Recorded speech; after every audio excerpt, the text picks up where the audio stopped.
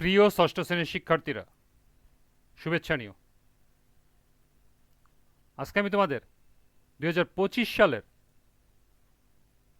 বাংলাদেশ ও বিশ্ব পরিচয় বিষয়ের নতুন বই থেকে চতুর্থ অধ্যায় বাংলাদেশের অর্থনীতি, এই অধ্যায় থেকে অর্ধবার্ষিক পরীক্ষার জন্য সম্ভাব্য গুরুত্বপূর্ণ কিছু সংক্ষিপ্ত প্রশ্ন এবং এর সমাধান নিয়ে আলোচনা করব।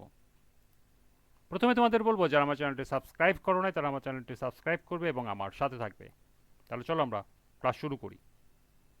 চতুর্থ অধ্যায় বাংলাদেশের অর্থনীতি এর সম্ভাব্য গুরুত্বপূর্ণ কিছু সংক্ষিপ্ত প্রশ্ন এবং এর সমাধান। ১. অর্থনীতি কি? মানুষের যত রকম জিনিস দরকার এর উৎপাদন ও বন্টনের ব্যাপারে যা কিছু করতে হয় এবং যেসব নিয়ম চালু করতে হয় সেই সবকেই অর্থনীতি বলা হয়। অর্থনীতি বলতে উৎপাদন, বন্টন, বাণিজ্য ও পণ্য ও পরিষেবার ভোগের ক্ষেত্রকে বোঝায়। সাধারণভাবে এটি এক প্রকার সামাজিক ক্ষেত্র হিসাবে সংজ্ঞায়িত করা হয়, যা সম্পদের উৎপাদন, ব্যবহার ও ব্যবস্থাপনার সাথে যুক্ত রীতি, বক্তৃতা ও বস্তুগত অভিব্যক্তির উপর জোর দেয়। দ্বিতীয় প্রশ্ন, বাংলাদেশের অর্থনীতিতে কৃষিখাতের গুরুত্ব ব্যাখ্যা করো। কৃষি নির্ভর বাংলাদেশের অর্থনৈতিক প্রবৃদ্ধি কৃষিখাতের উন্নয়নের উপর বহু অংশে নির্ভরশীল। ধান, পাট, চা, ডাল, রবি শস্য, শাকসবজি ও ফলমূল উৎপাদন, বনজ সম্পদ, পশুপালন ও মৎস্য চাষকে কৃষিখাতের মধ্যে ধরা হয়। জনগণের প্রাণীজ আমিষের ক্রমবর্ধমান চাহিদা পূরণ, শিল্পের কাঁচামাল সরবরাহ এবং শিল্পজাত দ্রব্যাদির বাজার সৃষ্টি করে সার্বিক অর্থনৈতিক উন্নয়নে কৃষি গুরুত্বপূর্ণ ভূমিকা পালন করছে। আমাদের জাতীয় অর্থনীতিতে কৃষির অবদান প্রায় 20%। ৩. বাংলাদেশের অর্থনীতিতে শিল্প খাতের গুরুত্ব ব্যাখ্যা করো। বাংলাদেশের অর্থনীতিতে উন্নয়নের সবচাইতে বেশি অবদান রাখে তৈরি পোশাক শিল্প। এছাড়া কারখানায় উৎপাদিত সামগ্রী, বিদ্যুৎ, গ্যাস, খনিজ সম্পদ, দালানকোঠা বা অবকাঠামো নির্মাণ এই খাতের অন্তর্ভুক্ত। বাংলাদেশের উল্লেখযোগ্য শিল্প সামগ্রী হল পাট ও চামড়াজাত দ্রব্য, সুতা ও কাপড়। এছাড়া রয়েছে কাগজের কল, তৈরি পোশাক শিল্প, আসবাবপত্র তৈরির কারখানা, চিনি কল ও অন্যান্য প্রক্রিয়াজাতকৃত খাদ্য শিল্প, পেট্রোল ও রাসায়নিক দ্রব্য উৎপাদন শিল্প, ঔষধ শিল্প ইত্যাদি। আমাদের জাতীয় অর্থনীতিতে শিল্পের অবদান প্রায় 29%। ৪ নম্বর প্রশ্ন, বাংলাদেশের অর্থনীতিতে ব্যবসা বাণিজ্য খাতের গুরুত্ব ব্যাখ্যা করো। আভ্যন্তরীণ ও বৈদেশিক বাণিজ্য আমাদের অর্থনীতির একটি প্রধান খাত। আভ্যন্তরীণ বাণিজ্য বলতে দেশের ভিতরে ব্যক্তিগত ও প্রাতিষ্ঠানিক উদ্যোগে জিনিসপত্র বেচা কেনাকে বোঝায়। দেশের অর্থনীতিকে সচল রাখতে এই আভ্যন্তরীণ বাণিজ্য একটি বিশেষ গুরুত্বপূর্ণ ভূমিকা পালন করে। দেশের আভ্যন্তরীণ চাহিদা মেটাতে আমরা যেমন কিছু পণ্য বিদেশ থেকে আমদানি করি, তেমনি যেসব পণ্য আমাদের দেশে পর্যাপ্ত পরিমাণে উৎপন্ন হয় তার একটি অংশ আমরা বিদেশে রপ্তানিও করি।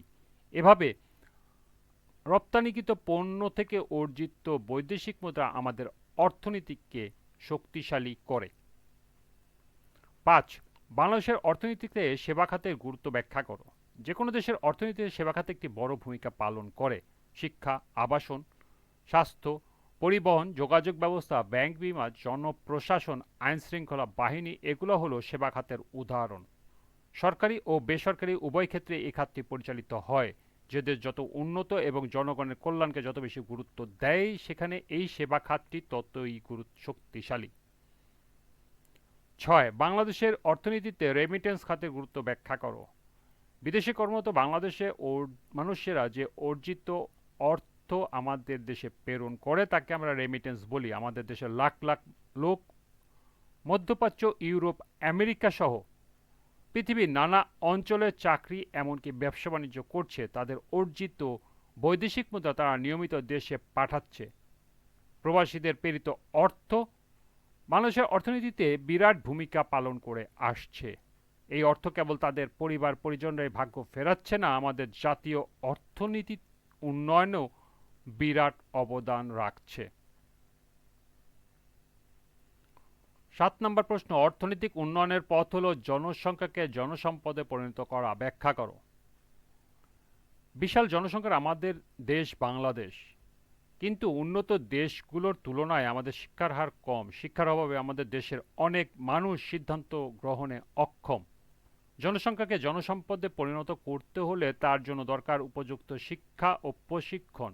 দেশের মানুষকে প্রকৃত শিক্ষায় শিক্ষিত করে আমরা তাদের জীবনমান বৃদ্ধির পাশাপাশি উন্নয়নের ব্যাপারে আগ্রহী ও সচেতন করে তুলতে পারি। সেই সঙ্গে উপযুক্ত শিক্ষার মাধ্যমে আমাদের বিরাট জনসংখ্যাকে জনসম্পদে পরিণত করতে পারি। 8 নম্বর প্রশ্ন, অর্থনৈতিক উন্নয়নের পথ হলো কৃষির উন্নতি, ব্যাখ্যা করো। গ্রাম প্রধান বাংলাদেশে কৃষি এখনও উন্নয়নের প্রধান খাত। আধুনিক যন্ত্রপাতি, বীজ, সার ও কীটনাশক সঠিক ব্যবহার, প্রাকৃতিক কৃষি এবং সেচ সুবিধা সম্প্রসারণের দ্বারা আমরা আমাদের কৃষি উৎপাদনের পরিমাণ আরও বাড়াতে পারি। এতে আমাদের গ্রামীণ মানুষের জীবনমানের উন্নতি ঘটবে, কমবে, গ্রামীণ অর্থনীতিও শক্তিশালী হবে। 9, জনসম্পদ কি? জনসম্পদ বলতে মূলত জনশক্তিকে বা শ্রম শক্তিকে বোঝানো হয়, কিন্তু সকল শ্রমশক্তি যথাযথ অর্থে জনসম্পদ নয়। যখন একজন মানুষ উপযুক্ত শিক্ষা ও প্রশিক্ষণের মাধ্যমে সুস্থ দেহের অধিকারী হয়ে দক্ষ শ্রমশক্তিতে পরিণত হয়, তখন সে জনসম্পদে পরিণত হয়। একটি দেশ যত প্রকারের শক্তি আছে তার মধ্যে সবচেয়ে মূল্যবান সম্পদ হল জনসম্পদ। সর্বশেষ 10, কোন খাতের মধ্য দিয়ে গ্রামের মানুষের জীবনমানের উন্নতি ঘটবে এবং গ্রামীণ অর্থনীতি শক্তিশালী হবে, ব্যাখ্যা করো। কৃষিখাতের মধ্য দিয়ে গ্রামের মানুষের জীবনমানের উন্নতি ঘটবে এবং গ্রামীণ অর্থনীতি শক্তিশালী হবে। আমাদের দেশের অর্থনীতিতে কৃষি মুখ্য ভূমিকা পালন করে আসছে। আমাদের দেশের মোট খাদ্য চাহিদার একটি বড় অংশ আসে কৃষি থেকে, আর গ্রামের মানুষই এর উৎপাদক। এভাবেই গ্রামীণ অর্থনীতিতে কৃষি মূল ভিত্তি হিসাবে কাজ করছে। এই ছিল চতুর্থ অধ্যায় থেকে সম্ভাব্য 10টি সংক্ষিপ্ত প্রশ্ন এবং এর সমাধান। আজকের ক্লাসটি এ পর্যন্তই। সবাইকে আবারও বলছি, যারা আমার চ্যানেলটি সাবস্ক্রাইব করো নাই তারা আমার চ্যানেলটি সাবস্ক্রাইব করবে এবং আমার সাথে থাকবে। সবাইকে পরবর্তী ক্লাস দেখার আমন্ত্রণ জানিয়ে আজকের মতো এখানেই বিদায় নিচ্ছি। আল্লাহ হাফেজ।